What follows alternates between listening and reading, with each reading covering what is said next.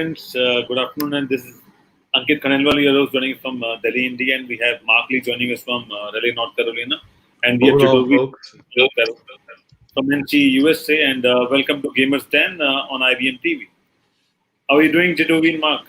Pretty good, pretty good. How are you guys doing?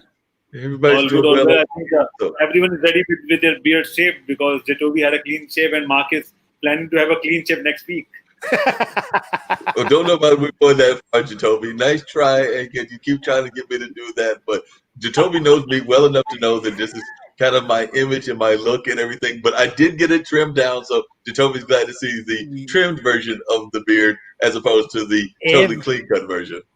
For the years that I'm decades, good Lord, yeah, it is decades. Yeah, the decades that I've known Mark, he's always had that beard.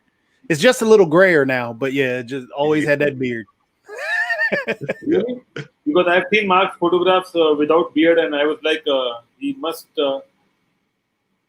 He must have a clean shave. I have seen some photograph. I don't remember which one, but there was one photograph without beard, and I couldn't recognize Mark actually. I mean, it may have been like taped over because my guess is he came out born with that beard. Well, now to be fair, now Jacoby doesn't know this, but my dad is a fairly well-known. Well, I mean, he does know this. My dad is a fairly well-known artist, so I've kind of like got that same beard that Dad's got. So he's a known artist here in our Durham area. So he's got an even fuller beard and everything, and definitely, ironically, he's got less gray hair than I do because he's 80 years old and is definitely still doing that whole exercise and everything else. So. Definitely, we share the beard look, but don't have I think he's got even less gray hair than I do, and I don't know what happened with that. Yeah, I don't know, Mark. It's just you, though. It is you. That we need a logo with just the beard. That's it. The beard and mustache. Yeah. So in fact, Jacoby, I have in fact suggested Mark to have black, blue, green, white, purple. Different colors of beard. Oh, that'd be beautiful. Yeah, Mark. All right. Yeah, he's been hanging out too much with Zach because, like I said, our guy that does the funk music show and all of that, he knows that he's actually got like a purple goatee right now. So he's been hanging out with him with a little bit too much. Ankit has and wants me to get that whole color thing going on. Now, I have contemplated because, I have not always been the biggest fan of the white beard look and everything. Of course, as we get older, the beard does become white, but I have contemplated doing some dye job to give it back to its natural color, but I don't think it's going to be anything crazy like blonde or purple or orange beard. So y'all can forget that. That's not happening. Come on, one day, Mark. One day. Next week, as a matter of fact. Remember the World Peace Day. We got to have it. Yeah. And now we have a special guest, Colin, joining us. So that might create too much of a problem. I don't know how possible that will be. Welcome, Colin. Good afternoon. How are you doing today?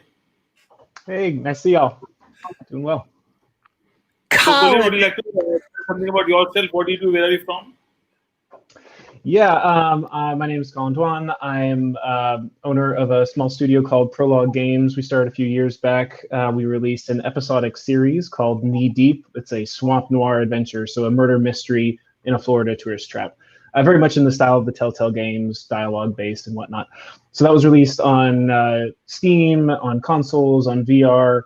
Currently, my day job keeps me busy at McKinney as a creative technologist. I work on games, I work on technology, on creative campaigns. So kind of a hybrid between advertising world and game development world. So great to see you, Colin. Colin, it's great to see my good friend there and everything. So it's been a minute since we've seen each other. So we were over there clowning on everybody. They were clowning on my beard and all. So that's all right. I'll get over it and all. But it's so great to see you, Colin, and to know that you are still involved in some degree in the game industry. Because like I said, I remember when we first had that conversation and you were talking about Prologue. And then I was talking to Jacoby in this show and he mentioned Prologue Games. And I'm sitting there going like, I think I know one of the owners, so I need to reach out to him and see what's going on. Yeah, it's a small world. I'm sad I haven't been by the Hittite Center in a while, but it's so good to see y'all again. And I've sat with Colin multiple times with trying to go with this Bull City Gaming stuff. So he there's knows so much the whole potential. background. Oh yeah, Colin and I have had lunch and everything else. Yeah, Colin's my good buddy. We're all pals. Yeah, all pals here and everything. What has been some of the things that you've observed, both from McKinney as well as just from Prologue, about the game industry? Because, like I said, we're here on the Gamers Den. It's on IBM.tv, and that's one of the things that we've been kind of like exploring is the game industry. So, as one that has done the game industry, like you mentioned, you had those games. I would just love to hear your perception of how the game industry is doing, and also how it's doing in this age that we're in, because we're in this crazy COVID age where it's just impacting everything. So, but then I've been hearing a lot of new games being developed. So I'd love to hear your thoughts on that, Colin.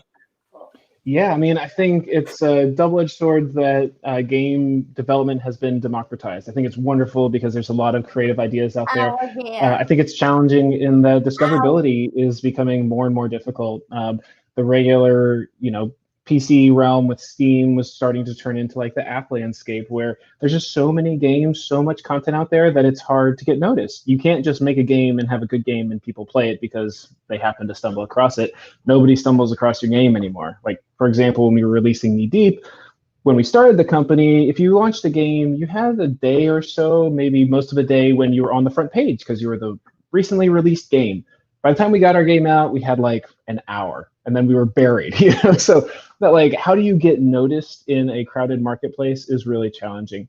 I think one thing we did do well with Knee Deep, as well as what McKinney does, is really try to find the heart of the game and figure out, like, what is the one statement that resonates with players. Don't try to do all things for all people, but find that one thread and then hammer that home. So for Knee Deep, it was the theater-based storytelling that people would see a screenshot and they'd see actors on the stage and they'd go, that's Knee Deep.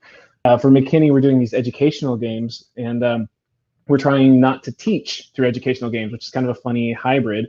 We realize we do best if we just get students to care about the subject matter. We'll let the teachers teach and we'll just kind of pique their interest. So similarly, and like there's so many options for educational games, we're now known as the people who get their students to sit up a little bit more and go, oh, I should actually learn what compound interest is, rather than trying to teach it all through the games. So I think that's the big theme, is there's so much content out there. What is the piece that really brings your game out from the rest of the crowd?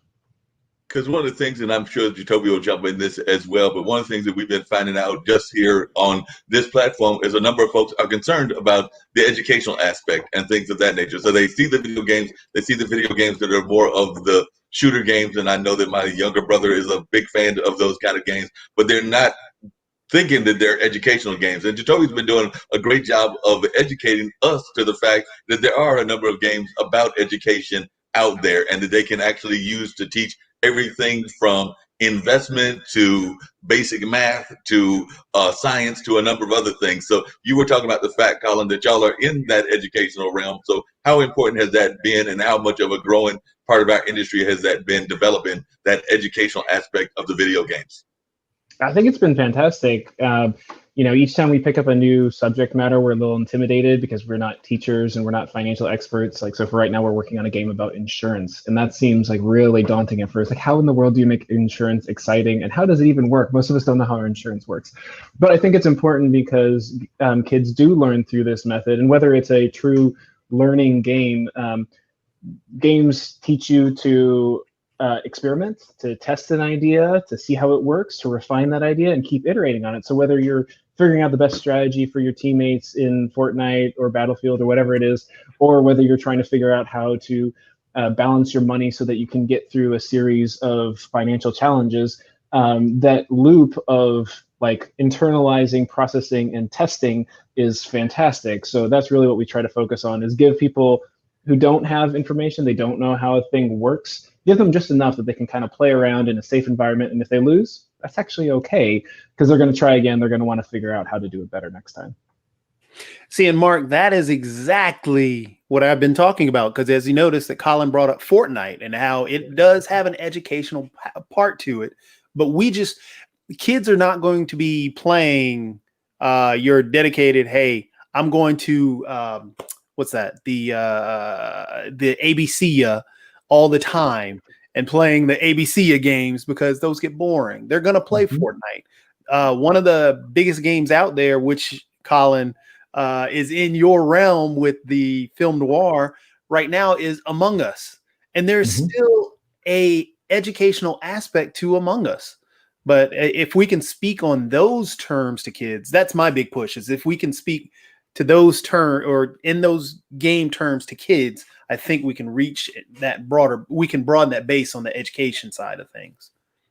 Absolutely. No, definitely agree with you on that. And Colin, I'm still trying to figure out, as you just mentioned, because I actually had a guest on one of our other shows. It's one of the shows that I host that was talking about insurance and things that we have to deal with in life and everything. And I'm sitting there going like, wait a minute, Colin is making a game about insurance. How is this game going to be fun? Because like I said, I'm already like not too jealous of what you're trying to do right now, because that seems to me to be a daunting challenge to try to make, even for adults. And I assume that this game is being marketed to adults, but even for adults to make that appealing, I don't know how y'all gonna manage to do that. So hats off to y'all for even trying this. Well, thank you. Yeah, I mean, maybe I can come back on the show once we got it launched and I can share it with y'all. We actually have the privilege, I guess. Sometimes it's scary to have our stuff targeted at high school students most of the time. Sometimes middle school, but this is like Next Gen Personal Finance is a nonprofit that just equips teachers to teach financial literacy better. So they have learning courses and our games that go along with it. So yeah, that's in some ways even harder because, what does a, 15-year-old know about insurance beyond it's something that parents take care of. And now you're going to ask them to sit through a half-hour lesson on the difference between collision and comprehensive and what's a deductible and a plan limit. Like, it's not the easiest stuff. But I think we got an edge. We started doing some beta testing and people are responding well to it. So I'm excited. Were you able to, speaking of making the mundane extremely interesting, I will admit, as you noticed, as you saw the kids walking through, I have to watch cartoons. And one of the greatest, I think, cartoons that takes advantage and actually makes the mundane extremely interesting is Teen Titans Go. And one of the best episodes, I don't know if you guys did some research on it, Colin, was Teen Titans Go looked at pyramid schemes and actually taught kids about pyramid schemes. That's great. Yeah, like money doesn't come from nowhere, right? Like somebody's stealing somebody else's money. And it was wild. I mean, they really did an in-depth job. And I'm sitting here trying to figure out, I could never come up with an idea like that to twist it to that way. On your end, what was what sparked it for you to do insurance or the insurance side of things? Because there are some other mundane things that you could tap into, but why insurance? Yeah, well, this was actually a request from our client. So we do these on behalf of our client. And so he's kind of got a list of things that he knows are tough for teachers to teach. And so we've been working our way through that. We've done things on, I mentioned compound interest earlier, on credit scores, on stock market and this kind of stuff. And we had been kind of pushing off insurance because I don't know how to take that on. And finally, we just didn't have very many left. Like, all right, we got to tackle this now.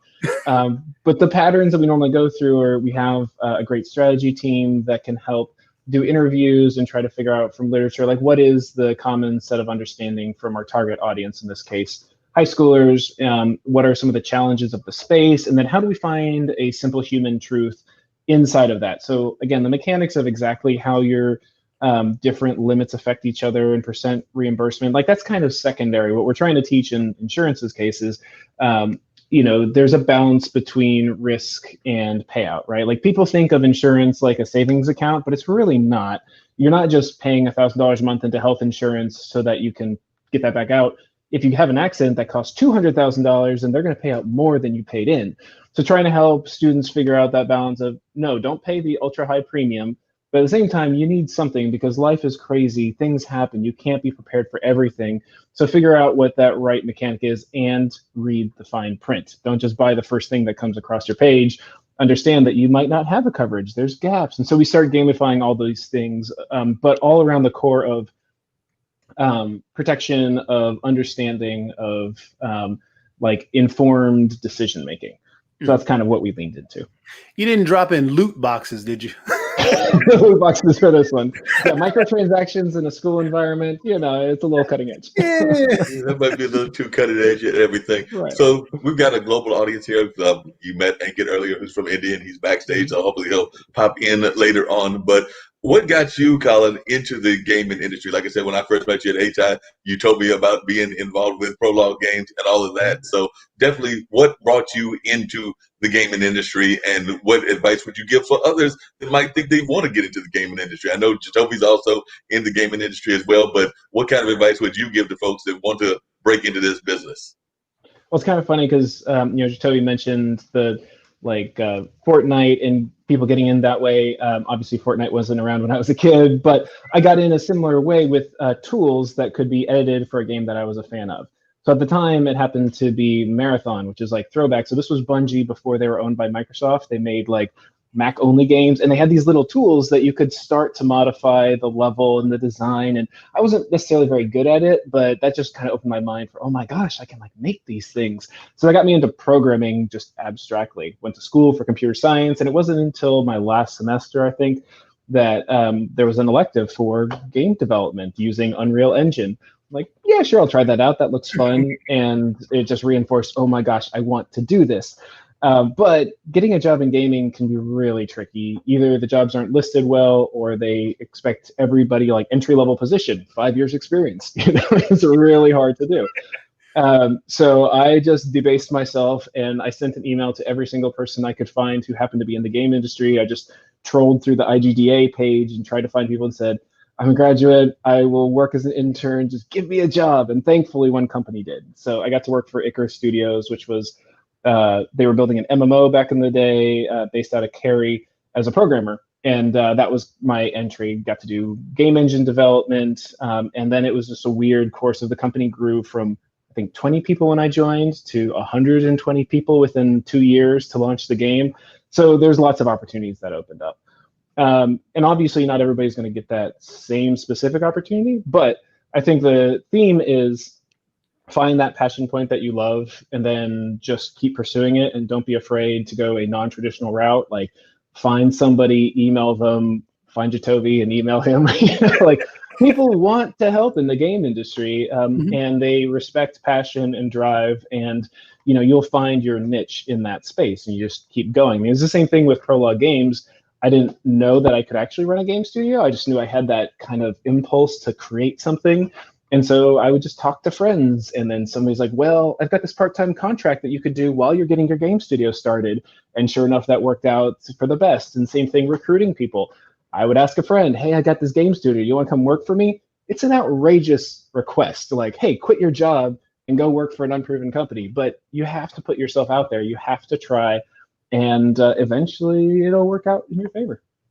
Definitely. So, Jacoby, for folks that are watching us and have not heard your story, how did you get involved in the gaming industry as well? Because, like I said, we always got you on here, but since we got Colin, and since we're going to go that route of people's stories, why don't you share your story as to how you got all your stuff going and the Twitch channel and all of that? Oh, that's a long story. Video games always been a passion, and enjoy. Even growing up, I still want to create one. Got a ton of ideas written down and everything, just haven't had a chance to. Colin, I've got some that I need help programming on.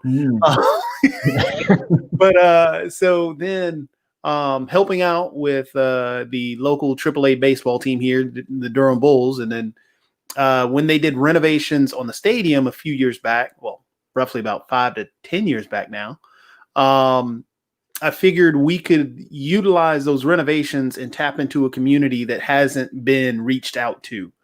Also, you could tap into helping out the community, not the video game community, but the community as a whole, in terms of, the whole argument of gentrification. My idea of always, the only way to battle gentrification is through education. If you can figure out the value that you have within yourself, you can stop someone from taking your home, then reselling it, upselling it to somebody else. That money could be yours, and your value could grow based on that. So you cannot be moved out of the situation that you're in if you understand the value that you have.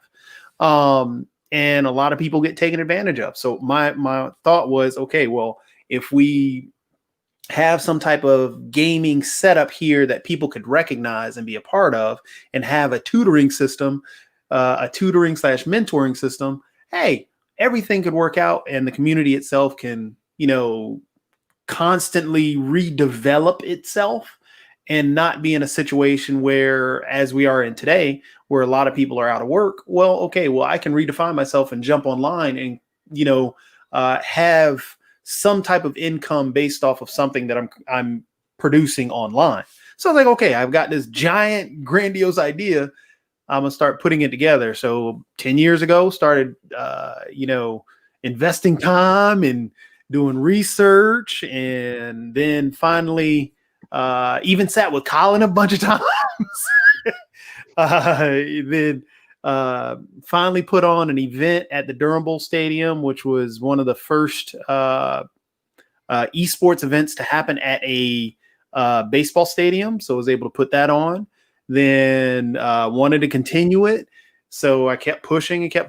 And yeah, lo and behold, Bull City Gaming came out of it. The Triangle Esports Championship, which has happened the past 2 years, came out of it. And still pushing it today with, Bull City Gaming, with the 2 Discord servers, the Twitch channel. Just pushing as hard as I can right now to continue that whole beginnings where, I've got those Discord servers. Everybody on that Discord server knows that my whole goal is I want to promote them as much as I can, because I think with their promotion, they can help people below them. And then on top of that, or the newer players, and also taking out the toxicity, because there's so much toxicity out there. Also the whole true inclusion, because minorities are not in esports.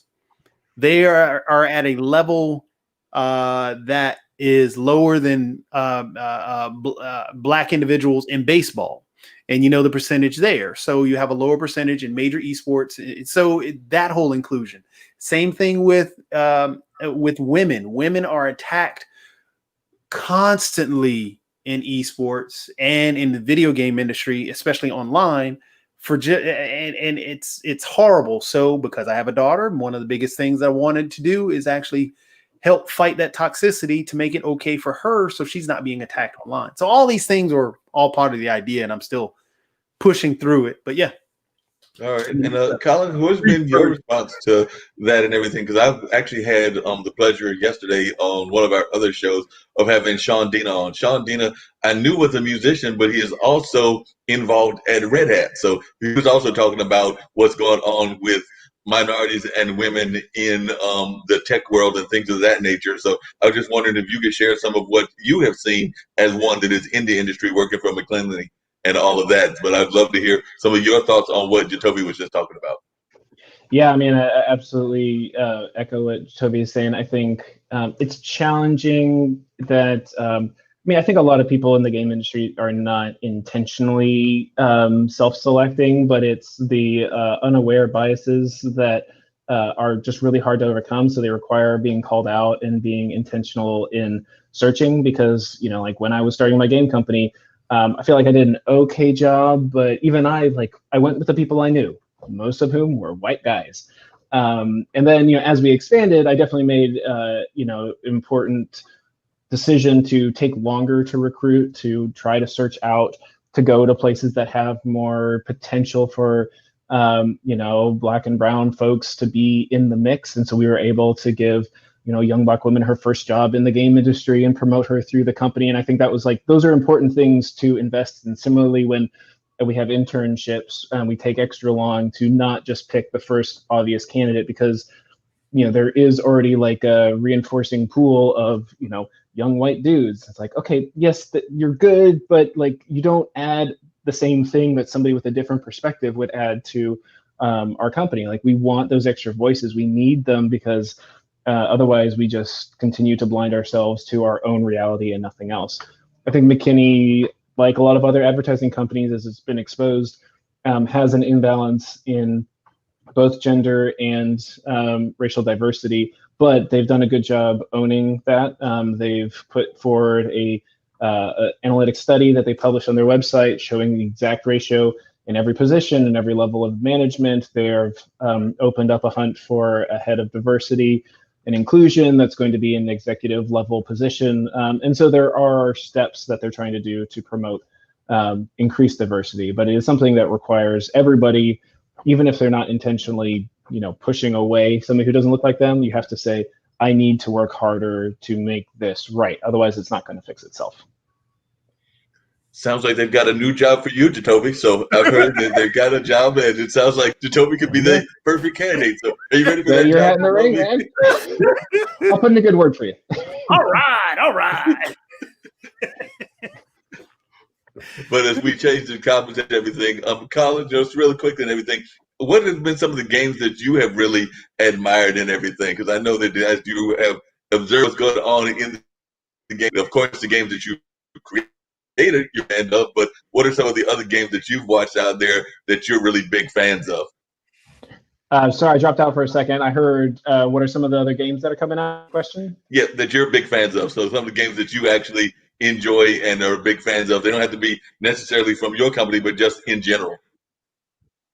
Yeah, I mean, I've got a weird cross section of games. So I love my storytelling games. I love the stuff from Don't Nod. That is very cinematic. They do a fantastic job with the music soundtrack integration. But I actually find myself playing more crunchy games, more mechanics-based games. The biggest thing that has consumed my past few weeks has been Crusader Kings 3. So this is a release by Paradox, which is known for their grand strategy games. These are games that you play a single save file over the course of weeks because it just takes forever, and it's all about the emergent storytelling that happens.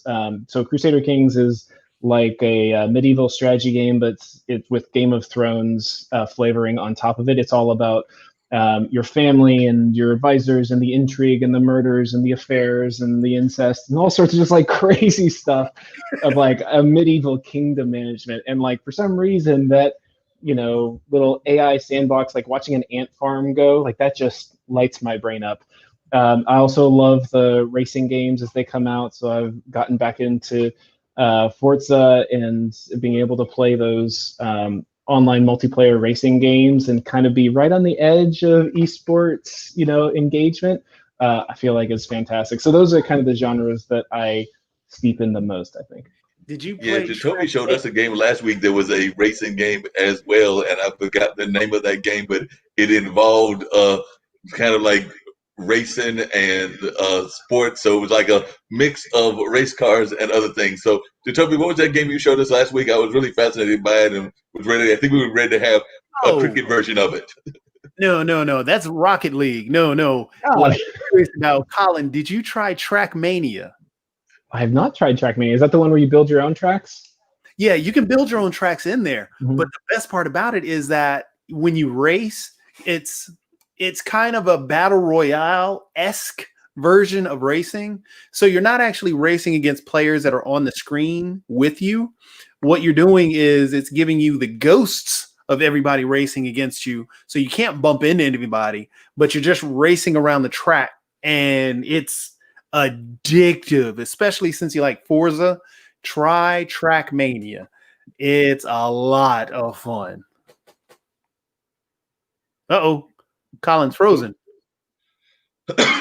Did Colin get frozen on us? Oh, Colin is frozen. What happened there? So hopefully Ankit is going to fix that, or Colin will fix it himself and everything. But we've got some frozen things going on, but that's what happens here on live TV. So tell us a little bit more about Trackmania, and hopefully Colin's going to figure that out. I know Ankit was having some issues as well. So that's one of the disadvantages of live TV. So we definitely got to see what's going on and all of that. So hopefully Colin will come back. I know that I had invited a couple of other gamers as well, including one from California. So as y'all was talking, I was trying to reach out and see if they were still able to come into our conversation also. But definitely, why don't you share a little bit more about that game and some of the other games that you have found that folks might be interested in? And I'm going to reach out to these people as well. But and like I said, I know Ankit's going through some issues also. But Jacoby, share with folks your thoughts about that game as well as some of the other games that you've been playing recently.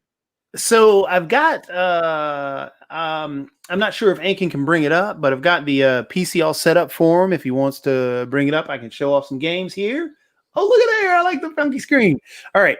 So the two games that I was actually going to go over today were Among Us and Neon Beats. However, since you requested Trackmania and it's a lot of fun, and we were just talking to Colin about it. Hopefully, Colin's still around and he can come back because he'll definitely enjoy this. I may need to log into Ubisoft first, which stinks. I always forget about that. But so Trackmania itself, you build track. And Colin is back. I'm gonna try and bring up Oh, Trackmania. sorry. But it's a straightforward racing game. There is nothing. There are no boosts. There are no, no true off road. It's just that you have a track and you drive around the track, and the other players are there. And depending upon if the other, how fast you go around that one lap or the 3 laps or however many laps that track is set for, it rates you. And then you can run off the track and you can start back over. You can hit the ice and spin around and get stuck and get mad that, okay, I'm not in first, and start over. But you have roughly about 3 minutes to go around the track or to get the best time you can in that track or in that race. And by the time you finish, by the time the time is up, then they take and give points based on how you finished. It's actually really, really cool. As you see, I hadn't planned on starting this one. Let me see if I can load up. So does that fall more in the like arcadey style racing, or would you call it more of a simulation? It's a mix of both, actually. Fun. It really is. Because the arcade-esque or the arcade style is, yes, it's just it's not realistic in a sense. Sure. I mean, I'm a huge fan of the Forza Horizon series. I feel like that's probably one of the most enjoyable, easy to pick up racing games. Forza is phenomenal. I really, really like Forza. But yeah, this is not really well. It is in the sense that the driving mechanics are really, really good. Oh Nice. man, Have you gotten into the Dirt series at all? I have. I like Dirt. I thought Dirt was actually, it doesn't get the press as much as everywhere else because Forza and Gran Turismo. Sure. But Dirt is actually really good. I'd say it gives me the most adrenaline of any racing game, partly because you don't know what the track is and you're constantly listening to the turns as they're coming in. So for those of viewers who may not have played it, it's trying to simulate like dirt track rally racing. So long distance straight line, and you don't really know. Nope. Colin froze again. Colin said he was having troubles with Spectrum, so it just might be one of those tech kind of things that is going on, unfortunately, in the world and everything. But I know Ankit's trying to help you bring up the game so we can have that conversation around the game. But there's Colin back, so yeah, definitely. Oh, there you go. Like whenever it rains, Spectrum Internet just decides to stop working. I don't know. See, that's why I got Google Fiber. Oh, lucky dog. I want that. The actual series that I always loved, and I was mad that they got rid of it. They tried to bring it back, but it just didn't make any sense. Burnout. Burnout is so much fun, especially because the graphics, when you got into crashes, it was like one of the first games you could really get into a car accident. And it's bad to say that. Yes, that was like so many hours in college played trying to figure out the biggest accident you could cause. Yes. Wait a minute, you were trying to intentionally cause an accident, Colin, and here I was thinking you were a responsible adult even as a college kid, and you were sitting there trying to create an accident. That was the point. Oh, it was so much fun. They line you up at these intersections and like all the cars come in and you get a speed boost coming into it and you're trying to like ping off this car and off of that one. Oh, fantastic. Oh, yeah, that was so much fun. Burnout. And then if you got really close, Mark, if you were in the race, you got extra boost if you got really close to hitting somebody but didn't hit them. And then you could cause a big accident down the road. My problem with that is, I have a bad habit of like in these video games that are accident prone, creating an accident just in general. Because I know I was also into board games, and y'all remember that horrible Operation game called Sorry, I think I killed the patient 100 times, if not more, because I was just horrible at it. So I'm afraid that I would be causing too many wrecks. Challenge. Oh. See, that's why, Mark, I wanted you to play Team Hospital. Oh no, not a hospital game! Please don't do that to anybody. Team Hospital is so much fun. They actually the company that made it, or some of the developers that made Team Hospital, because that was 20 years ago ish, is the game. It's a game called 2 Point Hospital. It's basically an upgrade of it. It's hilarious. So yeah, this is. Oh, let's try these maps. There we go. But yeah, this is it. This is just straight racing. There's nothing fancy about it. You just drive the car. You can hit on there's dirt. You can see the brown where's dirt. The white is ice. You got other players out there, but you don't bump into them. You just drive.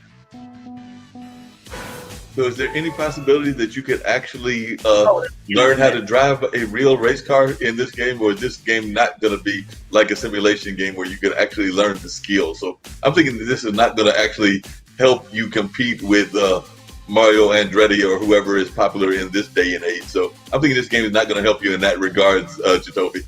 Technically, if you have a actual driving steering wheel and there's a dirt track. I hate the dirt tracks. I stink at them. But if you have the driving wheel and the brake, I mean, I'm using a controller for this one. But yeah, it's just straight drive. There are some games out there that like professional drivers will use to train when they can't get in. Like NASCAR and iRacing did a lot of partnerships in the early part of the pandemic. So this one, I don't know its level of simulation, but there are some games that pride themselves in accurate grip and acceleration and all like the race car details that you need to actually practice on a real track. Oh, wow. Actually, Forza and mainly Gran Turismo was supposed to be a big one of that. Mm-hmm. But yeah, now it's the grass. Oh, I'm on the wrong part of the track. But yeah, see, it's just straight racing. Looks fun. I'm not going to make that jump. Ooh, I did. Oh, you made the jump. You got across. And you don't bump into anybody. Ooh, where am I going? Colin, I think that Jatobi's practicing in this game too much, so I don't think you need to have a competition with him on this game because, he just had a crash, so maybe you actually can beat him, Colin. You're going to give Jatobi lots of credit, but then he had a crash. I'll have to practice, and maybe next time we'll face off. But you see, like I said, you can start over it anytime you want to, especially if you crash. Third place is sitting at. Really? Well,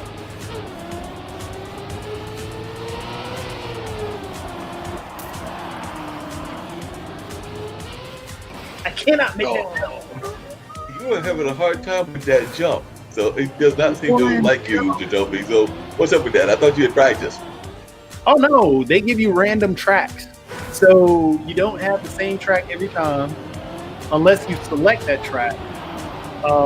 There's a paid version of it.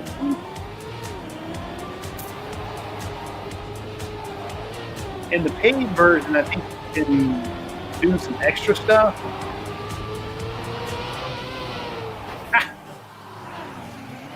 That's not what Now, is there Jatobi? Is there a training wheel versus game? Because I don't. In the real world, I don't drive, so I definitely would need a training wheel version of the game. So I'm watching you just speed through and having all kinds of fun. Maybe to jump that time. So I need to know: is there a training wheel version? Yes. It is called Spectate. Which I've done a very good job of. So I like that. Just spectating or pretending that I'm in the passenger side, so that will work, and we can do that.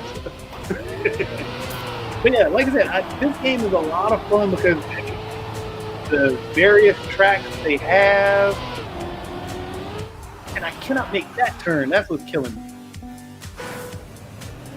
But you can start, like I said, you start over. I've got a minute to get around. I'm not going to make this jump. But I got a minute and 48 seconds now over on the right-hand side until the next track is up. I'm not going to make that jump. You don't Hey, run Colin, into I hate to tell you this, but I'm thinking your insurance game isn't as exciting as this. I hate to tell you that, but I'm thinking the insurance game is not nearly as exciting as running around with a race car and doing like Jacoby and, oh, he made it that time, but having a lot of crashes. So I'm thinking the insurance game isn't as fun. No, I'll definitely concede that. Yeah, I mean, I think it's better than working on spreadsheets, but it's no racing game. Oh, so close. Oh.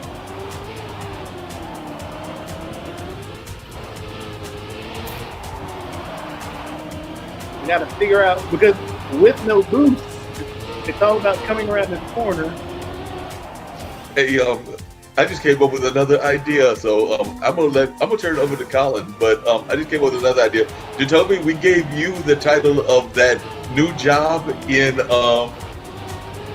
Colin's company and everything that they created, the diversity job. So I think that Colin ought to be the narrator of this game. So, like I said, I think I'm gonna turn it over to Colin, and he can narrate like he's at the actual racetrack. So, Colin, this is your chance to be a sports announcer. So, he's about to start the race over. Go for it. Here we got Jacoby coming out of the gates, swerving left and right. Is he safe out there? I'm not really sure. Oh, goodness. Okay, we're starting again. 18th time's the charm, right? Here we go. Turn 1, turn 2, the corners with a rub. Oh, it's a flip.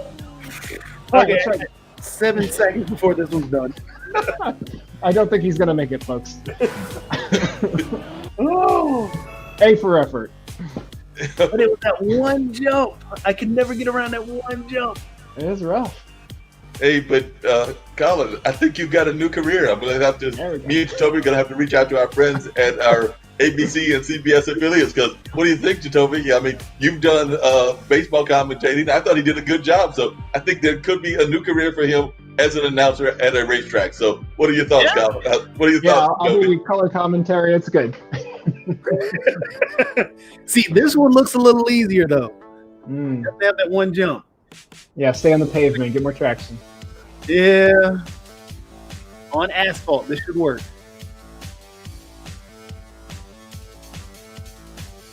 But I enjoy this game a lot just because it is a. Whoa! Didn't expect that. All right, Colin, take it over. All right, we're off. Taking the turn a little wide. Here. Here we go. We don't know what turns are coming up next. We have no idea what to expect. Oh, getting close to that corner, but he's managed to maintain. Traction is good. He just passed somebody. And a jump. Oh, flip over the side. No. Oh, he's doing so well. All right, let's see if we can do it again. A little bumpy out the start. Try not to go in the grass. Here we go. All right, through the first gate. Taking the turns, picking up good speed, not losing too much traction yet. Go. Oh, nice little escargot. Right into the rail. He's not out of it yet, though. Let's see if we can finish this track.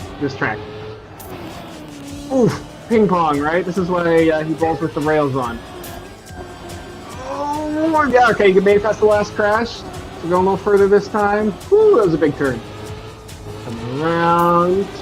And we're back. Oh, that's not the finish gate yet. Getting closer. Oh. Somebody flew past him saying, Jacoby, what are you doing? Come on, this is how you drive. Oh, okay. Not over. Oh, So close. oh my gosh. Yeah, that announcer stuff, that's hard work. I'm getting sweat over here.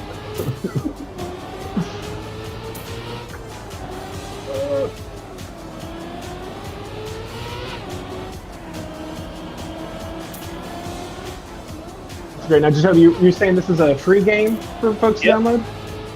Free to play. It was on the Epic Store, but it should still be listed on the Epic Store. I know you can get it from the Ubisoft store. Okay, the Uplay setup. All right, folks, time for me to get back into my radio background. We've got Jacoby. He just made it past the second bridge and everything. Now he's getting ready to come down another one. He's still making another turn. Oh, somebody just passed him. So he's definitely trying to catch that person. It's not happening. He's definitely not catching up with the person that just passed him, but he is making it past those bridges, and he just went underneath another one. He's still coming around that corner. Still coming around another corner, coming at it pretty fast. Oh, he just made it underneath another bridge, and now he goes. He's still going underneath another bridge. Will he actually make it to the end of this particular track? So he's actually coming around that corner, coming around real hazardously. Oh, he made another jump, and crash. Oh, I'm in 14th place. So then what ends up happening, I've still got 2 minutes left, and you just keep going and see if you can place higher. So he's going to try to get above 14th. He's actually up. Folks are passing him. He might actually be losing some spots. He's still going around that corner. He's just going underneath the bridge. There he is around that corner. There he is coming up on another bridge. Is he going to make it? Is he not? I see that bridge over there. He crashed early. And here we go once again. This race has started off. He actually was losing to another one of the competitors. And here he is underneath that first bridge. And here he comes underneath another bridge. And here we go again. He's going around that corner. And we're coming up on another bridge. And there he goes. And I see that there's another one coming around. And he's still running very fast. And there he is on those edges. I don't know. He's trying to take some very chancy moves here. And here he goes underneath the bridge once again. And he's definitely running those corners, running around those rails real close. And there he goes again. There he goes again. And he's still coming up another bridge. And there he goes. His race is still continuing. There's another bridge. And there's some other folks. So he's still got this race going on. I don't know why he's cutting those corners so fast. Oh, he made another leap and another crash. Oh, I'm in 16th now. Oh, moving down, wrong direction. Wrong direction there, Jacoby. I'll let you take this one, Colin. Nice. Well, we'll chat about the side stuff while you're doing that. Did either of you guys see the Facebook Connect event yesterday? Any thoughts on the new VR content that's coming out? Which one, though? Yeah, which one? So Facebook owns Oculus, and they had their big yearly Connect event, this time completely in VR, and they announced the new Oculus Quest, which is a newer, lighter, cheaper, more powerful, higher resolution, all the bells and whistles headset that's already going on pre-order and like shipping in a month or something ridiculously close like that. But it's interesting to see because they bought, Oculus, gosh, maybe 6-7 years ago for a massive amount of money. They have finally started bringing everybody into the Facebook fold. So people weren't sure at first, how would a social media company manage a VR company? I sat and watched the PlayStation 5 event. Oh no, you froze, Colin. Did you climb up on it? Colin froze. Colin froze. Apparently, the stream doesn't want me to share. I don't understand. Come on, internet. Yeah, the internet tried to cooperate, but you were talking about the virtual reality thing that was going on with Facebook. So I think we caught most of that. But if you would catch up on the backside of that conversation, because I think that you were talking about how a lot of folks were surprised about what was going on. And then, Jacoby, you mentioned something about an event that you went to. So I didn't realize that Facebook was doing the Oculus event yesterday. And honestly, there are two VRs that are just are the best to have, which are the Oculus and the HTC Vive. However, the most supported, which I found interesting, is still the PSVR because it has the largest player base. It's interesting. I mean, it's supported in different ways. So, of course, it was a press event for Oculus. They announced that over 20 titles now have made north of $1 million on the Oculus platform. And, it is like the main PC thing. And now they are completely disabling support for Rift going forward in the future. They are only supporting the Quest, which will be completely wireless, but have an optional tether to a PC. So I feel like form factor wise, they're definitely going to leapfrog Sony, where Sony had a great start coming out, but their controllers were by far the worst user experience out of any of the platforms. And then the content just it stopped. Like they had some great stuff, like some of those early games. The Astrobots Rescue Mission is one of the best. Phenomenal. So good, but I haven't seen as much PSVR games in the past 6 months, right? They've actually had some really good ones. Okay. So they've got, of course, most of them have come from PC ports. Okay. like Super Hot. Super Hot, of course, Mhm. phenomenal game. Beat Saber, Fantastic. all those. What was the other rhythm shooter? I can't remember the name right now. Pistol But Whip? there was another another shooter that was rhythm based. There were a few Pistol of them. Whip is the one on Pistol Quest. Whip, Pistol Whip, Yeah. yeah, Pistol Whip they just released. However, they did release the Iron Man. Iron Man on the PSVR is really, really good, and that's their last, I guess, title in terms of big title that they're going to release based off Sony's side of things. Because of course with the PS5 coming out, there's rumors that that's going to be another wireless headset or a better update to what they already have, because they're supposed to at some point release the info for the new PSVR, because there've been some rumors floating about. And I keep trying to follow Colin, that actually raises an interesting question, and I know Jacoby talked about this last week, but a number of the entertainment fields have actually been hurt really hard by COVID and the pandemic. But Jacoby's actually was talking to us about how a lot of the game industry, because y'all are working on computers, and that's what a lot of folks are doing anyway, are not necessarily always being hit as hard. So both from McKinley as well as from the Prologue Games and your friends in the gaming industry, how is the gaming industry doing in terms of coping with the virus and in terms of being a viable business? So I'd love to hear your thoughts on that. We heard Jacoby's last week, but I'd love to hear your thoughts. By the way, a side note, this was not music that I planned for this conversation. It just so happened that I turned on Among Us in the background. Good spooky music for a spooky industry. Yeah, I'd say it's interesting. The biggest indicators that I look at for the gaming industry and the broader economy are actually in the private investment space, because I feel like the big companies are going to keep doing the big company thing, and for the most part, like disposable income isn't swinging so far away from entertainment space that mainstream games are going to be impacted. I think what's going to be most impacted is the indie game space, because the companies that were hoping they were going to go to GDC in March and start pitching to these private investors or small label publishers, that disappeared. And then suddenly we're going to have at least a year gap where new investment is either completely halted or at least very slow compared to normal. So I think you're going to see like a second wave effect where games that would have come out in 2021, 22 are going to either be pushed, or those companies just aren't going to get their shot at it. So yeah, I think there's going to be a further stratification between the big players and the little indie space, which is disappointing. But I mean, maybe going back to that earlier point we had with just sheer volume of content, maybe it's good to give a little bit of a break, because there was just so much independent content coming out that a lot of them, kind of like Prologue, we had good stuff, but it just wasn't getting seen enough because people were so busy with all the other titles out there. So TBD, but I don't see a big impact for this fall. Yeah.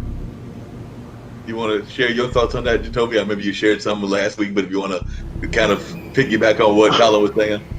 No, I mean, I completely agree with what Colin's saying. I mean, yeah, I can see investors that whole investment side drying up for right now. And then, that similar to the movie industry where that halt is going to happen. I mean, Disney pushed back their movies, but they're one of the big players. And so you're going to have some of the big time. Yeah, I mean, rather than being redundant, that's why the music is there. Yeah, no problem. Colin, what is the state? Because like I said, when I looked on the LinkedIn profile, it still said that you had Prologue Games. So what is the state of Prologue Games? Because I know when we communicated on email, you were saying that y'all weren't doing as much, but still technically the company does exist, even though you're working for McKinney. So what's the state? And if folks like Jacoby want to pitch games to you, can they still pitch games to you? Are you still creating games? So what's going on with Prologue? Yeah, I mean, we always welcome conversations, but there's no active projects at Prologue, but the company still exists mainly to support the continued sale of Knee Deep. So we run sales on Steam, on Humble, still work with our console publishers, should carry forward to the next generation as well. So yeah, Prologue's in this kind of state where it's self-sufficient as long as I'm not really drawing a salary from it. And we have the hope of making future content The problem is finding the right balance between creative inspiration and smart business sense, where we've got a bunch of ideas, we've got a lot of things we want to make, but the market is hard to predict at the moment, especially with, like we said, the challenge in the investment space. We probably bit off too much for Knee Deep, right? Like that was a bigger game than maybe we needed to make. So what would be the smallest viable storytelling game that we could create and still be worth the investment, that doesn't take 3 years to make, that isn't quite the same, multi six-figure production budget? So that's kind of where we're sitting right now, where we still stay in contact with all of each other, but everybody's got their day jobs. We occasionally will do like a month sprint or so where we whip up some concept art or some mechanics, but nothing has quite broken through that threshold of interesting, and we feel confident enough that it's going to be a good business case too. So I'm not really sure what the space looks like. Does it turn into more of a, independent filmmaker thing where companies don't exist all the time making projects all the time, but rather people come together for short 6-month bursts to create one thing and then go back to their separate lives? That might be the future of a company like Prologue Games. Okay. And for those that are watching from around the globe that might not know about Knee Deep, tell them a little bit about that game and about its narrative story and everything. So for those that unfortunately have not learned about Knee Deep, share with them a little bit about the game. Certainly. Yeah. So Knee Deep, I mentioned earlier, we call it a swamp noir adventure. So it's a murder mystery that takes place in a fictional Florida tourist trap. Anybody who's driven along the East Coast on I-95 has probably driven past south of the border with a giant, incredibly ridiculous sombrero. It's kind of like that, really cheesy tourist trap. But this Hollywood actor, like, he's there working on some kind of project and he's found dead. What in the world's happening? Of course, this unfolds in lots of twists and secondary plots of land deals and crooked politicians. But you uncover all this through the perspective of 3 different players. You've got a Hollywood reporter, kind of like a TMZ type, who's come to get the scoop on this because it's a salacious story. You've got the local town reporter he's washed up at this point. He's just barely making ends meet. He's divorced. His kids hate him, but he's trying to make a big break on the story. And then a private investigator hired by the studio to file like the insurance paperwork. So each of these 3 storylines kind of weaves back and forth, starts to have overlapping points. And then as the chapters progress, their stories align more and more. So that's the main storyline. And then the presentation all actually happens as a giant stage play. So you're an actor in this set of characters. You're kind of choosing the dialogue on the world's largest stage. It's one continuous camera cut where the stage acts like a giant lazy Susan and new sets rotate into view as the story progresses. So we really wanted to kind of smash all these things together and focus on the performance aspect of narrative storytelling. This is not something where you're going to get stuck. There is no way to lose the game. You're not going to have to go back and forth between 15 different rooms looking for that one key card in a drawer that you missed before. We really want to keep the story moving, help you feel engaged and feel like you're at a night in the theater. So that's Knee Deep in summary. It's on Steam for Mac and PC and Linux. It's on Xbox and PlayStation. It's also on Vive and Oculus. So get all over the place. But yeah, it's definitely a labor of love, and we really enjoyed working on it.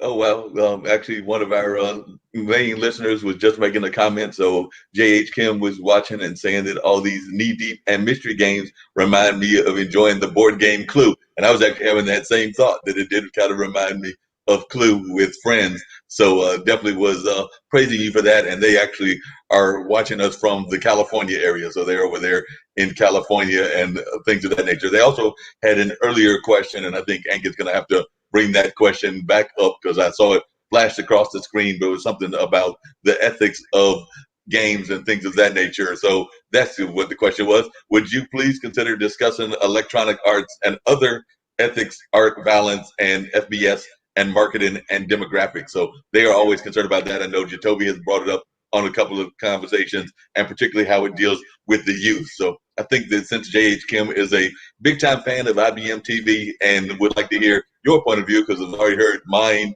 as well as Jacoby's and some of the other folks that have been on the show, but we haven't heard from your state of view about that. So I'm turning it over to you, Colin, as to your thoughts on that question. Yeah, I think it's definitely a messy situation. I feel like on a certain level, games are art, they're media that can be consumed by a wide variety of people. And when consumed appropriately, it can include violence, and that's okay. So just as you wouldn't send your 5-year-old into, an Aliens movie, you shouldn't give your 5-year-old mature rated games. That being said, marketing is definitely questionable at times, and Electronic Arts, along with almost every other major publisher, is guilty of trying to expand to the widest audience possible. I think where violence gets really weird is in the context in which it happens, right? The context of Fortnite, it's cartoony, it's almost like a paintball game. Like, it's not intense, personal, directed, actionable. Some Modern Warfare games have questionably towed the line of, trying to make a statement. Like, what was it, Modern Warfare 2, where you had to go into the airport scene and they gave you the option of mowing down people. Like, that could be considered as making a statement, but it's pretty darn heavy-handed. And then there's, and my brain's going to fail me here, but I believe it's a Spec Ops game that actually played with levels of stress and PTSD. So they had a violent, Middle East-inspired scenario, but they used it to talk about the mental health of the combatants in there. So I feel like there's multiple applications of violence by itself is not necessarily bad. I think there's a role in parents engaging with their children and the type of media that they consume and making sure that they're aware of what they're putting in front of them and they're informed. And then, of course, to the companies being a little more grown up. Like, we don't necessarily need to have guns and blood and guts all the time just because that's the only thing in the games industry. Like, we're more mature than that. But when you're using it, just use it appropriately. Like, yeah, I'd say it's the same as many movies that we produce. Like, you can have a I think Colin was there. Oh, there's a comment from Jade Kim as well. So I'll read that, and hopefully Colin and the lovely computer issues will get fixed and all of that. But Jade Kim was saying there's a game where you need to manipulate your virtual hands to use weapons, and it seems to be FPS. Dads are playing these games with their young sons. Then the sons tell their young friends to play. Mom and educational specialists and autism experts and health professionals are concerned, and we need to learn more. So definitely, she wanted some feedback from y'all on that. So I don't know where we are with Colin and our computer things that are going on. So I'll turn that question to you, Jacoby, and we'll figure out what's going on with Colin. And hopefully at some point, Anki will pop back in as well. So Jade Kim was making that comment, but if you can let folks know, and definitely Jade Kim was also going and saying that exploitive and gratuitous violence is born and exposes young people to mature content. So, like I said, that was the opinion of our longtime fan and everything, but I would love to hear y'all's answers as well. So hopefully we'll get to hear back from Colin, but I'll turn it over to you, Jacoby, maybe get some comments from Ankit, and hopefully Colin will come back. So I think what Colin was touching on was, the important piece. We cannot take things at face value. Life is more nuanced than that. And we cannot just simply say, okay, well, there's violence in a video game, therefore the game is bad. Well, what is the game actually saying? And that goes into the educational aspect of things. Even wrapping this all the way back around to what we were talking about earlier with trying to make insurance entertaining. It's the same thing. You are okay with insurance being in that game because you can educate your kids about insurance. The violence in the game isn't about the violence in the game. The violence in the game, there's an educational portion within that in there that we need to discuss. From Ghost of Tsushima, which came out just a few months ago, which is talking about the history in ancient Asia with the Mongolians taking over and stuff like that. That whole war. How can we educate about that war and understand what's going on? Even there was Battlefield. He was talking about Call of Duty. Call of Duty takes different parts of history and actually says, okay, what part of this history can we talk about? There was there's one that there's first person shooters that have dealt with World War I, World War II. Okay, yes, you're in there committing the violence in the video game. Just like if you were watching Saving Private Ryan, you're there, but you educate people on, okay, what's the history of World War One? So now that child is playing the game, yes, he's doing whatever, yes, but again, now he understands the history behind it, and pushing that history and that education is what we need to focus on, and not say, okay, well, it's violent, it's bad. This game has a gun in it, it's bad. I mean, the kids are. We have to realize, and I always go back to the reference, Footloose. The kids are gonna dance. We are not stopping that. The kids are going to dance. We have to figure out how we can incorporate ourselves in there so the kids understand that we know what they're doing and they know what they're doing. So it's an education side of things. So if you're playing a game, Ankin, I don't know if you, one of the games that I was going to pull up was Among Us. Among Us, and I've talked about it earlier. All this game is a simple game about Clue. Well, you know, in the board game Clue that we talked about that we like, there's violence. But the point of the game isn't the violence. The point of the game is finding out. So if we look at if we can educate the first-person shooter or people who watch the first-person shooter games or even the other games that are out there, God of War is a great one. God of War is one of the most well-written video games out there. It's violent because, yes, you have an axe and you're going around killing people. But again, what's the point of it? What's the purpose? What's the story behind it? But I think we just need to change just the terminology that violence not always means fighting and all this stuff, because you need to protect yourself in your community, and for that also you take up all those required steps.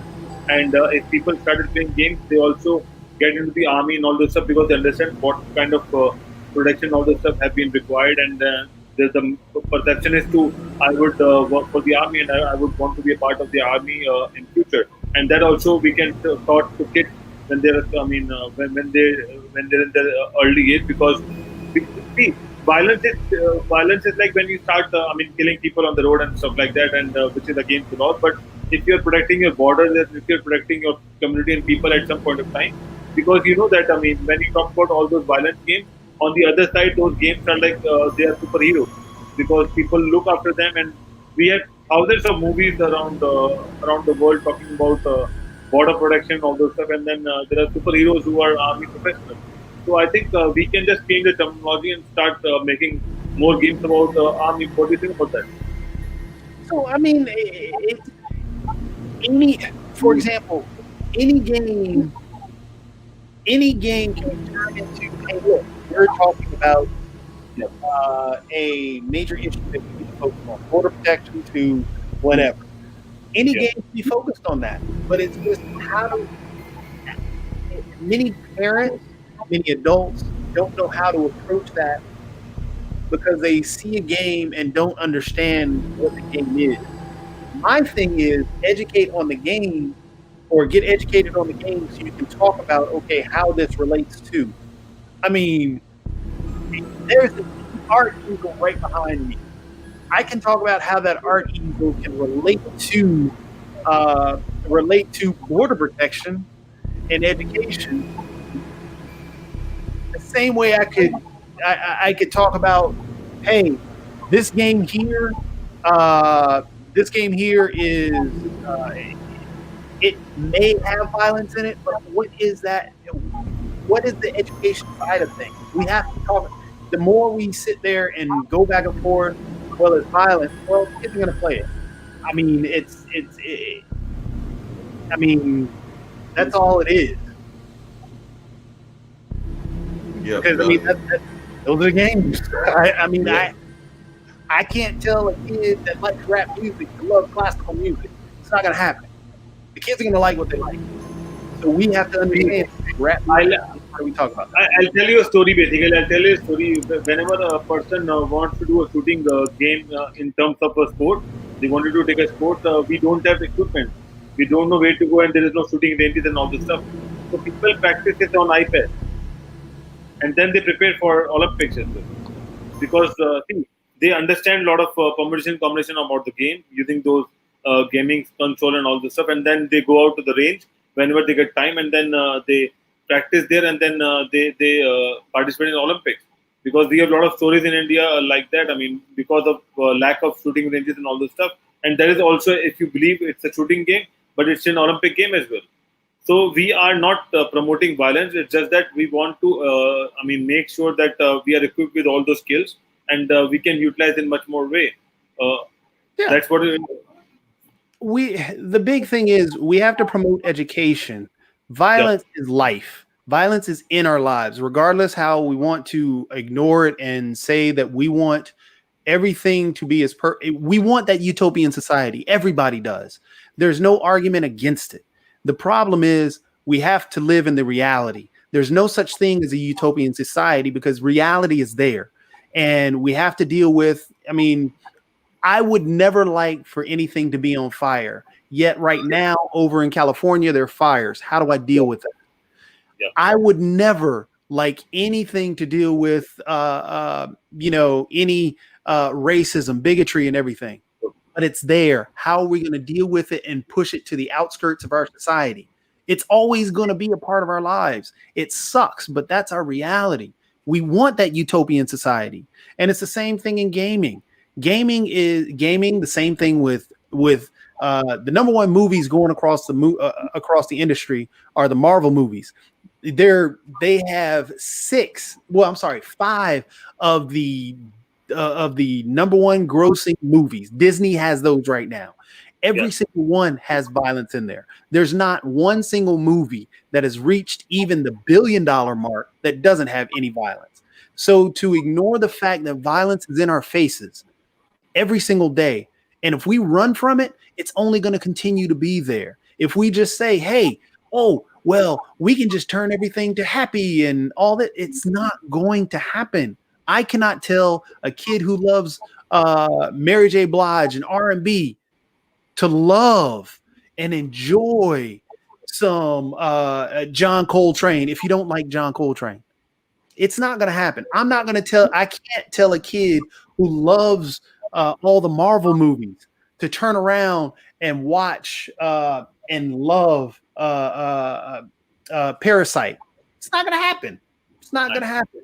People like what they like. And right now, this is what they like. So if we can push education and understanding and empathy, then we can move that goal of that utopian society. If we just sit here and fight over, oh my goodness, we're going back and forth. We can't have violence. Oh my gosh. Well, okay. Now we're actually going at each other and forgetting about, okay, how do we educate what we're doing? What is it about?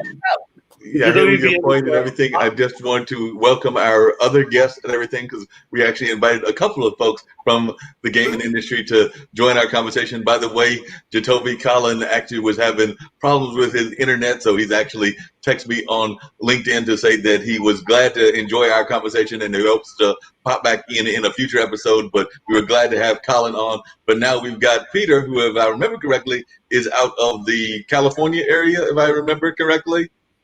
Hi, guys. Yeah, we're in Sacramento, so that's right in the middle of California. That's what I thought, in the California area. But he's also a gaming person as well. He's created a couple of games, and he was actually the one that told me about a video game activity that I think was going on last week that your game was part of and everything. So if you would just talk about your involvement in the gaming industry, Jatovy and myself are the lead host. Ankit is one of our main producers of IBM TV. So I'm glad to meet you in person here and to learn more about what you've got going on in the gaming world from there in Sacramento. Super. Well, I've been of course, playing games all my life. That goes without saying. But I've been making games for about 15 years. And it's gone back and forth from doing board games to doing video game and app work and then back to board games. And so last year I did a board game. It's in stores. This year we did a video game. So put a team together, and the game was called Substitute Santa. And we released it this last weekend on September 12th. 2020. And so Substitute Santa it's a mobile game you play on your phone. If you have a cardboard unit, you can put the cardboard player on. You can play in VR. It's a lightweight rail shooter. You're Santa Claus's substitute. Santa Claus is sick, and so you got to go deliver the presents. And that means you're going around these little villages and you're shooting at all the chimneys, and all the chimneys are lit up. When you hit them, there's a little sparkle and yay and all that. And then you got to go to the next chimney. So you're going around shooting at all the chimneys, and it's silly, right? It's silly. We wanted to do something fun. I love my fantasy. I love my sci-fi, but there's so many fantasy games. There's so many sci-fi games. Most of the games I've worked on have either been fantasy or sci-fi. And it's like, let's not do that. Let's do something kind of fun. While looking for the chimney, can we also track up the coronavirus as well? I mean, with the goggle, we can track. I'm sure we could zap whatever you want to zap. Basically, I mean, if we can replicate and convert it in a coronavirus game, we will just look for the coronavirus, and whenever there's a virus, we just have to supply the vaccine. So that could be a game. I think, with the camera technologies on the phones these days, they should be able to detect when people are running hot. So you can say, well, that guy's hot. He's got a temperature. We better, zap that guy with their little thing. Sounds like a great idea. So, Peter, if you would, like I said, Jacoby was also talking about, as was Colin when he had his appearance earlier, but both of them were talking about being in those games at an early age. So tell us when you first got involved in games. Were you a high school kid? Were you a college kid? So when did you first get involved in games and just love the concept of games, either video or board? So my first game was D&D, Dungeons & Dragons. And I grew up in Iowa, and it hit there in 1970. So I started playing D&D in 1978 when I was 10 years old. So I'm old. Hey. And it was because some of the college kids had brought it down from Wisconsin, where they invented D&D. And ever since that, I've been loving games. When I was 13, we took a bunch of us kids. One of the dads took us to Gen Con 12, which Gen Con is a huge board game and D&D convention, and just loved it, And then, of course, in the 80s, here comes the arcades and all the video games and the consoles start, and just loved it ever since. I don't know. I'm thinking board games are easier. It's hard to break out with a video game. There's so many competitors. There's so many great games, so many great ideas out there that your universe is just enormous, and what you're trying to get involved with. And I've been on some successful games in the past. I did a year on a game called Dawn of the Dragons. And Dawn of the Dragons was the #1 game on Kongregate. And Kongregate is a big gaming portal. And we were #1 for years with that game. And so, if you're big and you've got 10,000 downloads coming in, and on a special event day, you have 50,000 downloads coming in, you can have a successful game, and you can make money, and you can put out product, you can get buzz and all that stuff.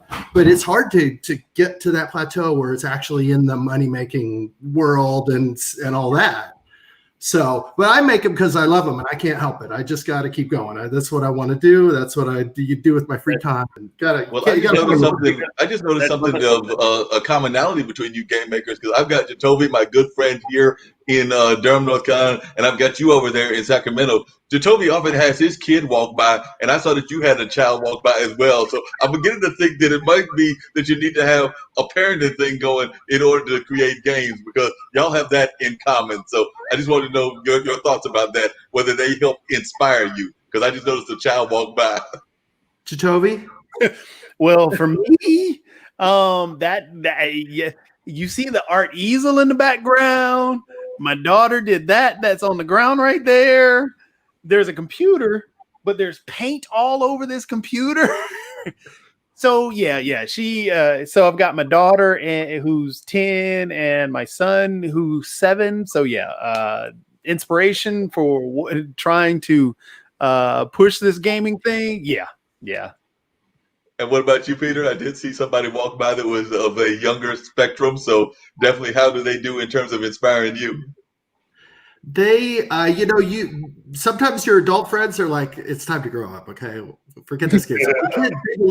They believe in you, and you're like, oh, I'm going to make this game. And they're like, wow, that's fun. Let's do it. They get involved, and they hate them by the time I'm done because they played them and play tested and worked on them so much. You know, oh, I don't want to play that game. You know, Papa's games, I'm done with them. But then another idea comes up, and you're like, oh, that's a fun idea. Then what's, you know, yeah. And I got to say that if you could get your kids to be gamers, then you have something to do with them, even as they hit their difficult teenager years, because you're like, hey, do you want to sit down and play a board game, you know, Dominion or Machikoro or one of the ones they like? Now, again, the whole family sits down, no screens, just us together. And that's a great tradition that I would recommend for any parent, you know, have that. Peter, I don't know. What do you think about? I mean, I think it's like a 4-decade journey for you playing video games and now producing and doing a lot of video gaming in this era right now. So, how was the journey? I mean, the from 78 to 2022. So there are a lot of technologies coming up, and I mean, it's like a different world altogether now. So, how do you see yourself from 78 to 2020 now? That's a long story. You know, I guess I've been lucky in that my life has always been around changing technologies. So I get out of college and they had invented something called desktop publishing, where you had a Mac computer and it could do simple layout and all this stuff. I mean, before that, people were doing photographs of everything and making big black and white prints.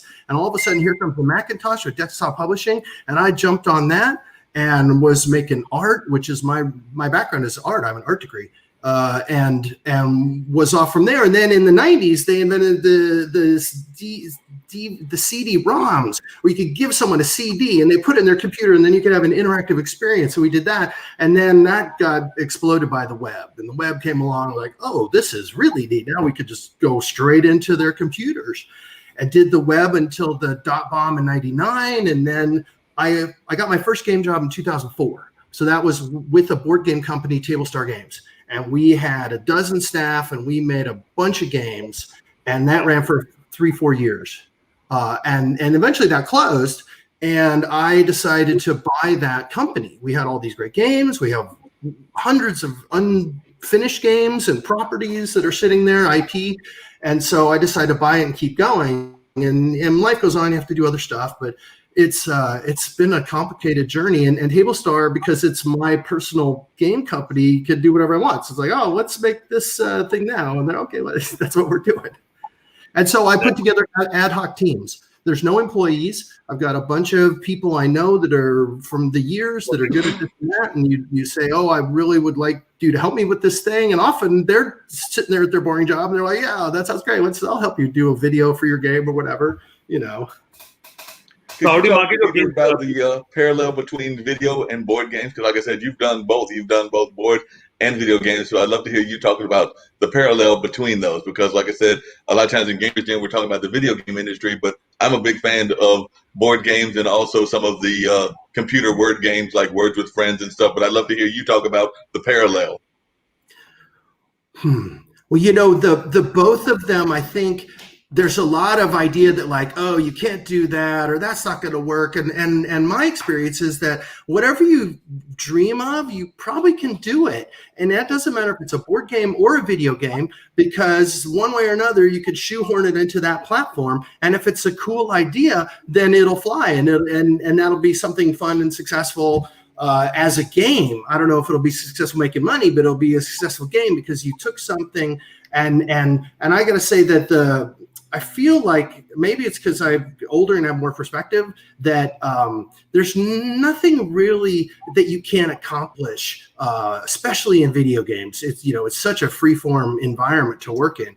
Board games is a little less, but you're trying to accomplish different types of things with board games. It's not the same kind of experience that you're working towards.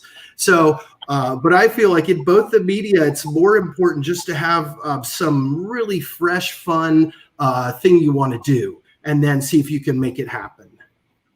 Yeah, definitely. Great idea. Because of the I'm sorry, one more thing.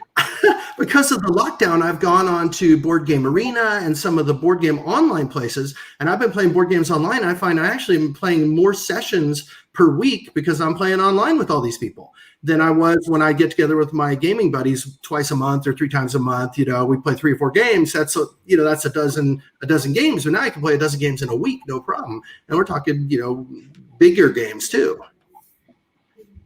Yep, definitely. One of the things I'm curious to hear, and I want to hear from Jacoby as well. I know he's got some specials for us and everything, but you talked about the Santa game and the fact that you're having this shooting of the chimneys and everything. And before you got on, we were talking about the nature of violence in the game. So I would love to hear your perspective of that, Peter, as a gamer. So, like, when you created this game, is that a concern that you had, the fact that there might be some shooting involved? And then I want to come to Jacoby for our game of the week and all of that. But I'd love to hear your perspectives on that as to what your thoughts are.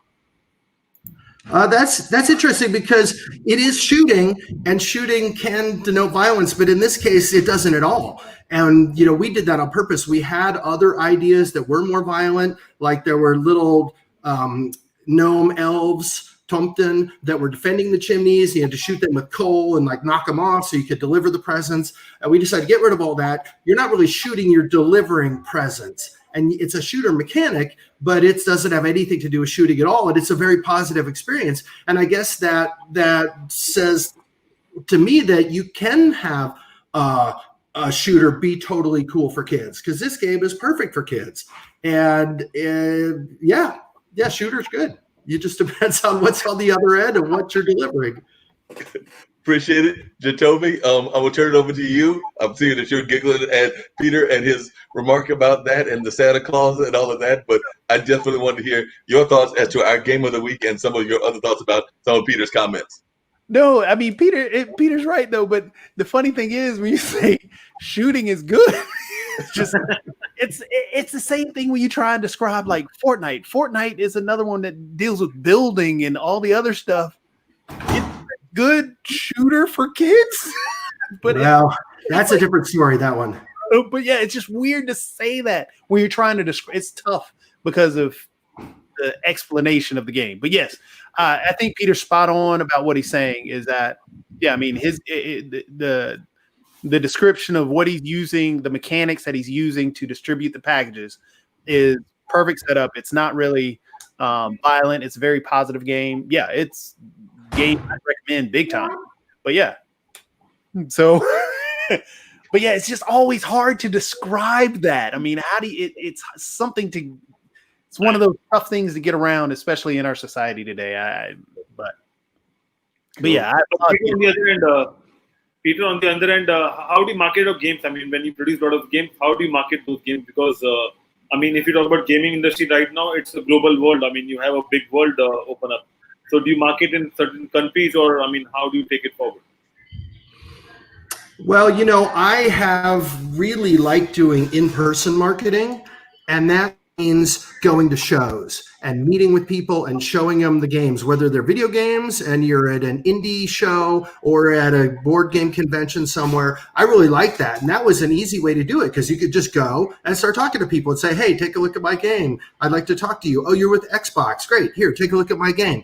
It was actually very easy to touch people. Now it's become very different, and it's much harder just to touch people. And I think this show is probably the way to go. I mean, you are now touching 100 people, 1,000 people, 10,000 people, whatever it is. This is the replacement for that in-person event that we can't have right now. That's wonderful. I live near the Bay Area, and San Francisco has GDC every year. And GDC is a show you could go to and walk around, and just about anybody will talk to you. If you're respectful, you walk up to them, it doesn't matter how big or how small they are, they're probably interested in your story, and they'll give you 30 seconds or a minute. They won't talk to you long, but they'll give you, just a moment. But Peter, have you thought of crossing the pond from US to other continents to producing your games or maybe market your games? Have you thought about that? Boy, it's hard enough to do it here. I licensed the game to China, and I never know what happened to it. I gave them all the assets they paid me, and then they disappeared. I don't know. So that could be alive over there somewhere. Okay.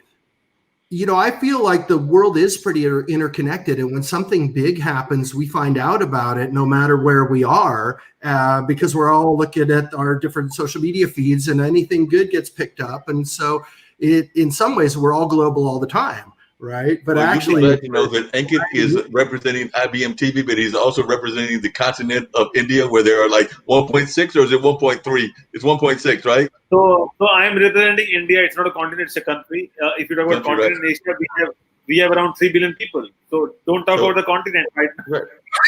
I can't make y'all too big, but it's a country. But he represents about 3 billion people. So I think that, and he's got his own marketing company and technology company as well. So Peter, meet Ankit. Ankit, meet Peter. Y'all can work out the deal right now. So the deal can happen right here on IBM.TV. So go, and so you can reach out to that $3 million market. By the way, Jacoby, But Mark, I've been you know meaning to that have you do the same thing. Mark, I have already given Peter an idea to work on the coronavirus game, because I think, Christmas is still around the corner, but coronavirus will be there for, I'm not sure, because we are still looking for a vaccine. So if we can have this game just implemented into the current pandemic, I think that would work wonders, because people would like to know about the vaccine, and maybe that game have some information from a bot what's happening with the vaccine around the world. So that could be very engaging. I mean, so Peter, we should have a offline call with Jadovi and Mark and discussing about what we can plan up. okay. I love hearing new ideas. I'm all about the most fun part of the game is when you have a fresh idea that you're talking about. And like, oh, what if we do this? What if we do that? That's the best. That's the funnest time right there. Yeah. And also on IBM TV, we believe on global citizenship, and whenever we plan a game or anything, it should be for the global audience. So we should have multilingual and all those things, so that we can have a local as well as a global version of those games, and people can play it based on their adversity and all those stuff. Because Jadovi was, showing us Rocket League. So that means Rocket League, we can play with the same car, but we can play basketball, we can play soccer and all those stuff. So likewise, if we wanted to play a Santa Claus game on your platform, we can have a different versions of the. There might be you are showcasing Sacramento or San Francisco. So why can't we showcase China or maybe India? In that game, and then we can play it around. So that gives a lot of adversity and also engagement to a lot of people who are from that part of the world, and that's how we market the game as well. Well, I have a bad thing to tell you about Santa, and I haven't told this to anybody yet. And that is that we built it for a platform that is dying. Google has discontinued cardboard support. Apple wrote it out of their new version. So, when we started this game last year, both Google and Apple were fully supporting cardboard. And by the time that got killed in the beginning of this year, we were already well into this game. And so now we have a game that works well on straight Android mobile devices, but because of the cardboard build, doesn't actually work on Apple devices, because we can't do it without going in and rewriting the whole game and tearing all that stuff out. So that is, that's not an uncommon problem where you build a game and all of a sudden, oh, we don't support Flash anymore. Oh boy, one of our local studios here in Sacramento had a nice Flash portfolio going, and when was it Chrome discontinued support of Flash, and it was like a massacre in the gaming industry, because all these studios are like, oh, what do we do now? It's in Flash. We can't port it. We have some art assets, a bunch of fans, but we're in trouble. But not only that, but we could create like a whole nother game, because like I said, there's so many parts of the world. Like, of course, Santa is very known around here and is definitely a global person. But I'm thinking that there's a Hindi version or a Buddhist version or other versions of the Santa Claus story that you could create for that country. Same version, same story for Santa. Santa is like a superhero or maybe something which is renowned on the world. I'll give you an example. So if you talk about Santa, there are a lot of rural areas in India where there is no internet, there is nothing, no telephone, no television. Okay, so there were a lot of people doing research, and they just asked those people, what they do and all this stuff, because they still live like the old age things basically. And that's not India. I'm talking about a lot of other countries. Those people know what is Facebook, and they know who is Michael Jackson, and they don't have any communication. So you need to understand that communication doesn't need any internet or anything like that, or maybe newspaper or something like that. It's just a verbal thing which is happening around, and they were surprised that without any communication channel, they still know what is Facebook, and that is surprisingly. So I think Santa is one of that person. Who is like the same person around the world. There is no change with that. It's whoever is in red clothes with white beard is a Santa. Here's a question though. Why are we stuck on just one? Let's broaden it out and wrap it back to the whole education side. Well, Why that's not what I make meant a when I whole mentioned the holiday game, because we game? could also learn about other cultures. That's where I was going to, Toby. Full-blown holiday game. You could go Yeah. from Santa to Easter So to we talked up an Easter version of this game, and that would have been a pretty easy change for us, switching over from Santa to the Easter Bunny delivering candy. And it's the same happy children and sad children and all that. And you could easily make it any type of theme, you know. But I'll tell you something. I mean, Jetovi and Peter and Mark. My daughter is 4-year-old and she watches a lot of Cartoon Network. So now what they're doing is that they're inviting people or students or maybe kids to submit their photographs, and they are customizing that show on the live show. Do you know about that? Oh, you mean what on, they do is, you're talking about on Cartoon Network where they're doing the different fan faces? No, not fan faces. They will use suppose there's a birthday of some girl or a boy somewhere in the world, and that person submitted the photograph. So during the program, they will do a 1-minute video about Cartoon Network, and then they put that face. So and that's about engagement. I mean, and people would like to see. Wow, I mean, that's something interesting because that's how the engagement works. So I think apart from Easter and Santa Claus and all those stuff, we can talk about a lot of other engagement, which gives a lot of people the renowned faces and all those stuff, and that's an appreciation value as well. If I remember, I think Teen Titans Go did one of those. I watch a lot of Teen Titans Go. Peter, you might too. I'm sitting with 10 and 7 on my end. So, yeah, we see a bunch of Cartoon Network. Yeah. Yeah, That's definitely. I'm sure that parents can relate to watching some of those cartoons. Do you watch a lot of cartoons, Peter, because of your own kids and everything? Well, you know, they're crazy about Studio Ghibli movies now. So they've moved into the Totoro and all those movies. That's what we like. No. But you know, the alternate skins, when we did Dawn of the Dragons, we would come up with a week of alt skins. And so we had a system built where we could alt any of the characters. And then for that week, you'd log in and all your characters would have crazy Halloween skins on or something, and the players loved it. They would dig in that game until they found everyone and post them on the forums and stuff. And that kind of stuff like that really keeps players engaged who've been playing the game for 6 months or a year, and you really need to come up with little tricks and fresh things for them to keep them in, or they'll just bounce out and find some other game to play. I mean, in all honesty, the skins was a great idea, and since they built the system, they engineered it. Then us on the design side, we would just have to feed it with content. Yeah, the skin side of things, I think Fortnite really has done such a phenomenal job of that. And that right there is, Peter spot on again. Yeah, skins keep people there. Customizing, I mean, because it's all about you want to be you. You want to be unique. I mean, we're a world of 700 million people. You want to be me. I want people to notice me. So even in the game Among Us, you can customize the skins. And that's a very small independent game too. I mean, and people love that part. Now they have little pets. Matter of fact, it was released in 17, and now they're going to next year do Among Us Part 2, which they keep announcing about. And I just downloaded the game yesterday, but now it's got an average of 200 and some odd plus viewers on Twitch, YouTube, and Facebook. It's got 43 million people that just watched it last week, or 43 million hours of it being watched. Yeah, I mean, and that's all because of.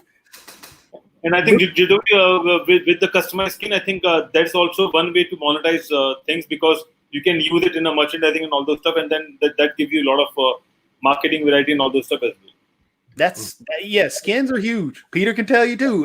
That's Facebook 1 month. I think it was April of last year, or was it this year, that did $300 million in selling through Fortnite. They're not selling anything but skins. Yeah. They have nothing else, no product that you can take home and say, hey, this is me. No, it's just a skin on a character. Yeah. I see. You said 300 million in 1 month. Yeah, it was some ungodly number. I That's think it was one channel. where I read. But And it's the same thing with many other games. There's a game that I enjoy called Freestyle Street Basketball 2. They market the heck out of buying skins on the characters, and people buy the heck out of these skins on the different characters. I'm sure, I mean, Peter was talking about the game that he was working on. I'm sure if they marketed that and put a monetary value on there, that's an extra bit of money that comes in. I mean, skins are huge. Yeah, they sound So, like so they're for just- Adobe and Peter, apart from skins, I mean, you know that there was an Apple event happened on a couple of days back, and they talked about new watch and new iPad Air and all stuff, and they were talking about games as well. How do you see that the new platform Apple launched with the new OS, and they think that the gaming is big in the iPad and watch as well? So, what do you think about that? I'm boycotting Apple. They're out. I'm done with those guys. After they killed my game in January, forget it. But I think that Apple's AR technology is really going to be where they're going to blow up. We haven't got the hardware yet. The goggles aren't on everybody's faces, but the Apple AR technology for Unity, the plugins are brilliant. And you can build games around what is coming in from the phone camera.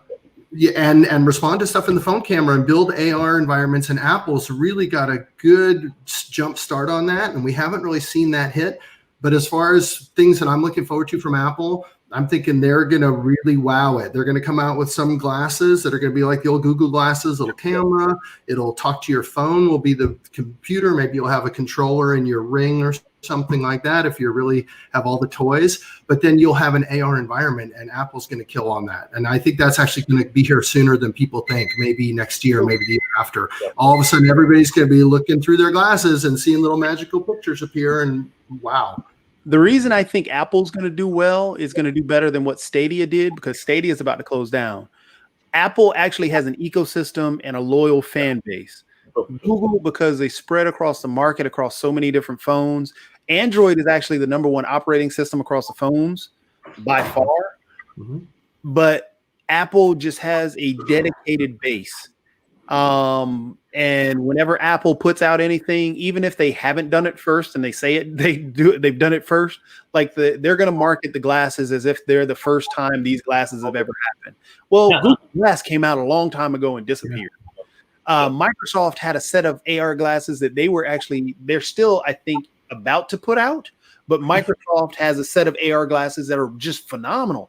But again, Apple's going to come out and say, hey, we did it first. Well, they didn't. And their AR technology is great. But again, Google had their AR technology a long time ago.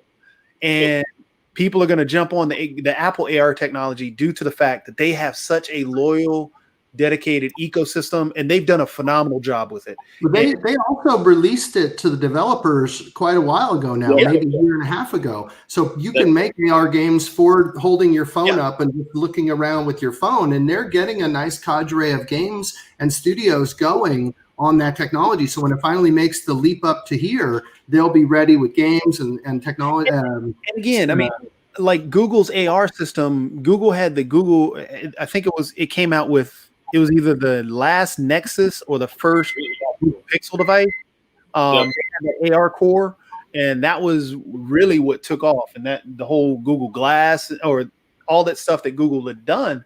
But of course, Apple with their that base and Apple just does it right. Google does. But you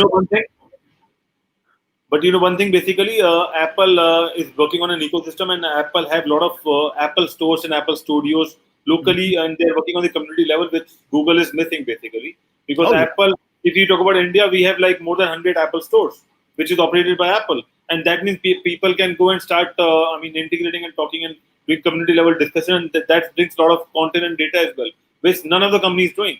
So I think that's something which is interesting. And also, I was reading somewhere that in 2019 and 2020, 51% of the new people have bought an iPad, and out of that, 80% people bought it for games. Because they think that it's easy to play games on an iPad because of the big slate, and then you can move it around rather than doing it. And those are first-timer games. Maybe I'm not sure whether they are professional gamers or what, but those are first-timer gamers as well, because people are turning out to be new gamers, and they're playing new games around and especially in the pandemic, people are playing more games than ever, and that's what it is. But my question for Peter and Jetovi is that is there any game on an Apple Watch as of now which is going on, or I mean, still we are waiting for that to happen? Screen's too small. I know that, but maybe we can have some kind of a thing going on. It's just an engagement because you are playing a game, or maybe you are typing something on the phone, and it's just creating some kind of an engagement or adding more power from your from your Apple Watch. No, people are still going to stick with either the phone, the tablet, the laptop. They're not going to. I don't see. I mean, Peter may see differently, but I don't see them going to. I mean, they've done stuff where you're tracking your zombie games where you're running away from zombies or whatever. I forget what those mobile games are called. But what about sensor basically? What about movements and sensor movements with the Apple Watch? I mean, I particularly don't see it going that route. Maybe Peter sees it. Peter, what do you think? Well, I think ultimately that watch will be your sensor for your AR glasses. Yeah.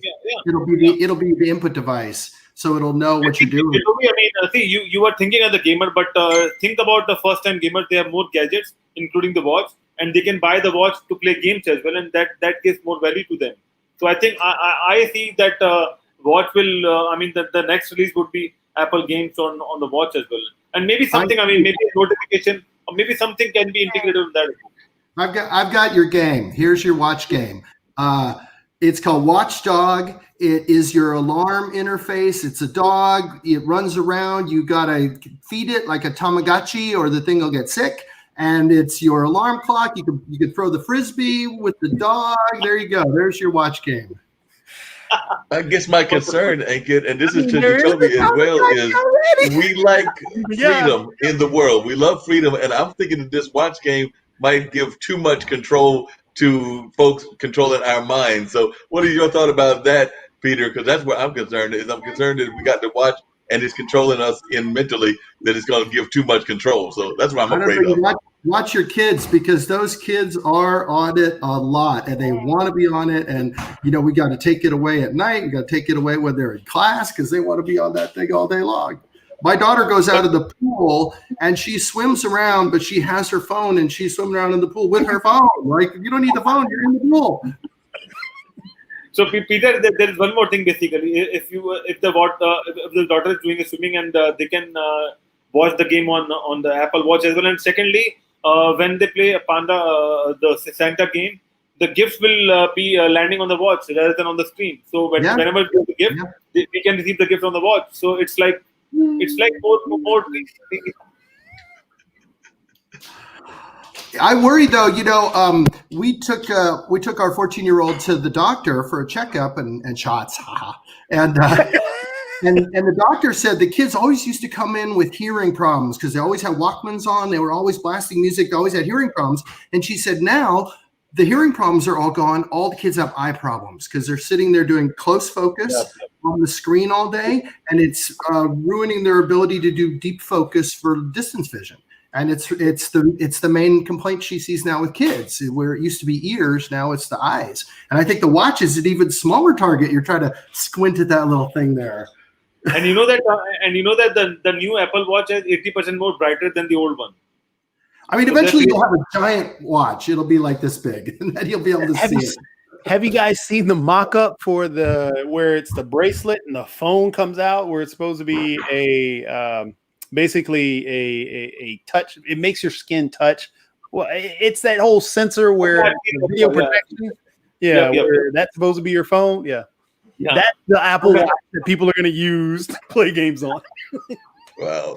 That's why you want to go to the CES and the E3 and all these big shows so you can see all these technologies. There's nowhere to go see all the new toys now because all the shows shut down this year, which is really weird. That's what we have. Peter, just really quickly, what is your thoughts about the games that are coming out? So what games, we've been alluded to some of them, but other than everybody's going to rush to get the Santa game, we know that because it's your game, but what other games are folks going to be rushing to get and everything that you're seeing folks are definitely going to be moving towards? I have no idea. You know, there's 10,000 games a day on the Google Play Store. Like, I have no idea what the next hit is. If I knew, I'd be a millionaire. You know? And it's the same. Not only there, it's the same in every channel. Like, every game channel is just jammed with titles. Game companies are falling. You know, the COVID has taken out some game companies, but every channel's got a million products coming out. There it is. The next hit. So they've got channels left and right. I know we're going to wrap up in 10 minutes. By the way, I was so glad that you were able to come on, Peter. But I think Jacoby's got our game of the week. We alluded to it earlier, but we got to have the game of the week. So I would love to hear Jacoby's thought on that, what the game of the week is. And then I'm sure Hank is going to have a wrap-up question for us because he always does. All right, super. Thank you. Yes, definitely get Peter Santa game. It is a fun game. I did download it. But yes, definitely get that one. But the game of the week that I'm gonna go for, because since we're coming up on World Peace Day, I want to go with one that connects us all, which is dealing with music. Mark, I had spoken about this a few weeks ago. It's Neon Beats. Neon Beats, all it is, it's a very rhythmical, it's a very fun game. It's made by a company called OKYO Games. This game, anybody can play it. It's 99 cents on Steam. It's made by, like I said, OKYO Games. Is only 5 developers, so it's a very small development company. And the only thing you do is do a board that I might be able to complete. I wasn't able to get. We'll try a new board. So as you see, it's just very simple, straightforward, very rhythmic based. You just move this block left and right, get the space bar to jump, and you just go over. Okay.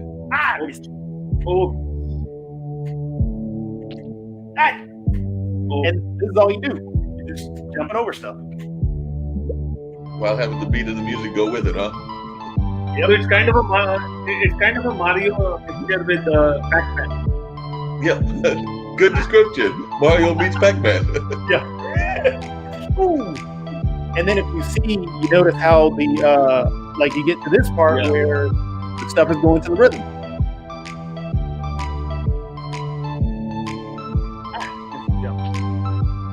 Yeah, I love it. That's very cool.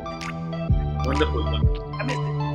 But yeah, It's amazing how people can keep coming up with new, fresh ideas for platformers, right? We think that we've done everything, but obviously not. But yeah, I mean, it's just a straight side-scrolling platform. That's all. I like it.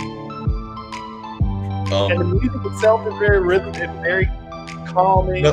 Yeah, the music is very calming, but Jacoby, we got to change the music. I need some blues, I need some jazz, I need some R&B. This kind of like mellow music isn't quite happening for me. So we're gonna have to talk to the gamers and have to get them to change the game musical type. So that's just my only request. Is I need a little bit more diversity in the music. No, this is what you need. It's very calming. I missed it because you get stressed in this game. Let me see if I can. I jumped too early.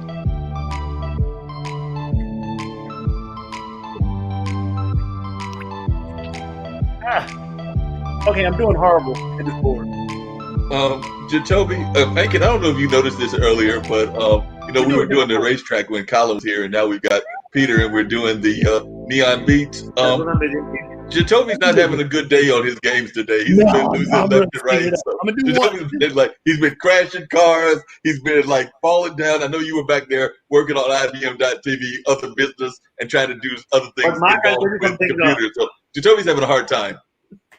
But Mark, you know that today is the best time to challenge Jacoby on a game because he will definitely lose it today. It's not Jacoby's day. So I think you should challenge Jacoby on Twitch and play a game with him. I'm not going to do that. Jacoby is too good at these games. And like I said, I've had enough friends, and Peter can relate to this as well because he's a board game guy, and I think he's probably a card game. I know a hustler when I see one. So I'm knowing that if I was to challenge him, he's going to take me down because he's probably intentionally losing these games so that me and you will challenge him on Twitch. I'm not falling for it. I know Jacoby.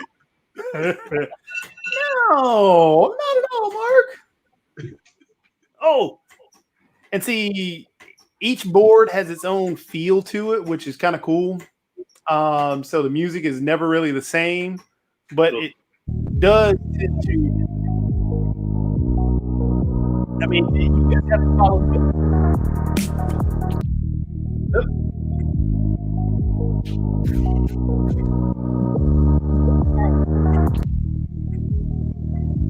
Oh, and I just did this one too. Yeah, you're not doing bad on this one, so now you're winning. I told you I'm not falling for the hustle. Peter, I think he would be trying to hustle you too. He's going to try to take some of that Sacramento money, but I don't think you're going for it either, Peter. You're not falling for the hustle, are you? No, I think he's a wolf in sheep's clothing right here. Ah!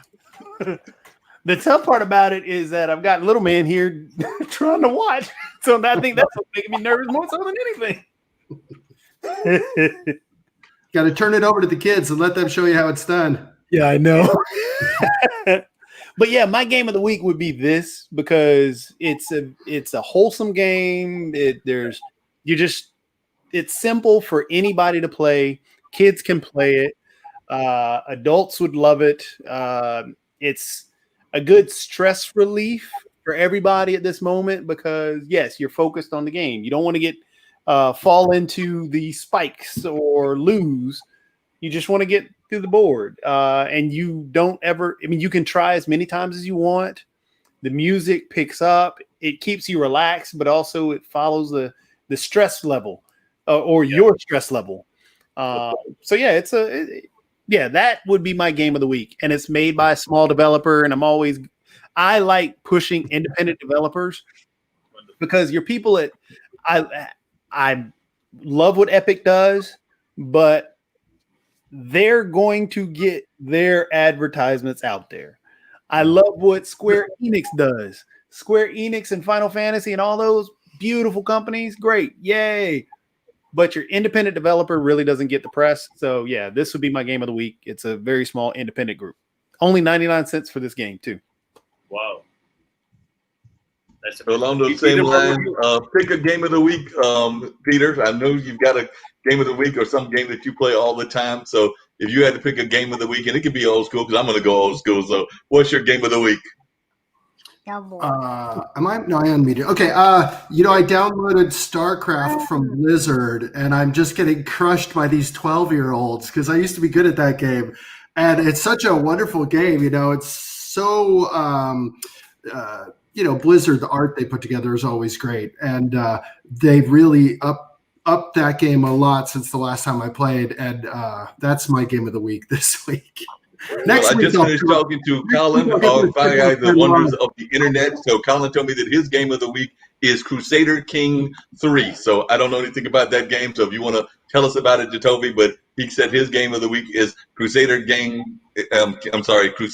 King 3. Like I said, I'm going old school. I haven't played it in a while, but y'all were talking about Mario Brothers, and it's been a minute since I've either downloaded or tried to play Donkey Kong. But I remember when I had it, it was a fun game to play. So I'm going to go old school, and we're going to go with Donkey Kong. A proven winner. That's great thing about today is most of the games you remember from back when you can play again one way or another. You can get them again, and that's very cool. And all the systems have done that now too. Like you can get the old school PlayStation, the Nintendo Switch. You can get all the old NES games.